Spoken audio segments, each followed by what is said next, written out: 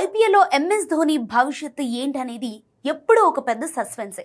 ఈ నేపథ్యంలో CSK coach కీలక వ్యాఖ్యలు చేశారు. వచ్చే సీజన్లో ధోని ఆడతాడా లేదా అనే విషయాన్ని కేవలం అతను మాత్రమే నిర్ణయించుకుంటాడని Chennai super kings bowling coach Eric Simons స్పష్టం చేశాడు. అహ్మదాబాద్లో గుజరాత్ టైటాన్స్తో జరిగిన చివరి లీగ్ మ్యాచ్ ముగిసిన తర్వాత సిమన్స్ ఈ విషయాలను పంచుకున్నారు. 44 ఏళ్ల ధోని గాయం కారణంగా ఐపీఎల్ 2026 సీజన్ మొత్తానికి దూరమయ్యాడని, అయినప్పటికీ నెట్స్లో మాత్రం బంతిని అద్భుతంగా బాదుతున్నాడని సిమన్స్ వెల్లడించాడు. అయితే వచ్చే ఏడాది ధోని పునరాగమనంపై సిఎస్కే ఆశగా ఉందా అని అడిగిన ప్రశ్నకు, మీరు నిజంగానే నన్ను ఈ ప్రశ్న అడుగుతున్నారా?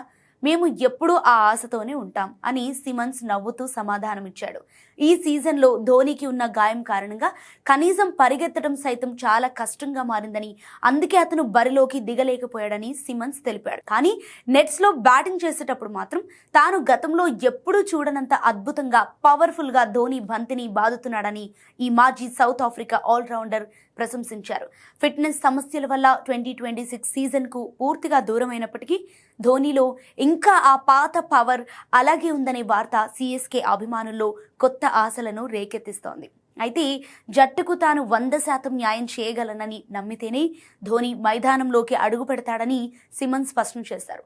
ధోని తీసుకునే ఏ నిర్ణయమైనా భావోద్వేగాలతోనో వ్యక్తిగత రికార్డుల కోసమో ఉండదని సిమన్స్ చెప్పుకొచ్చారు. తాను ఆడలేనని అనిపిస్తే ధోని ఖచ్చితంగా ఆడనని, ఒకవేళ అంతా బాగుంది అనుకుంటేనే బరిలోకి దిగుతాడని అన్నారు.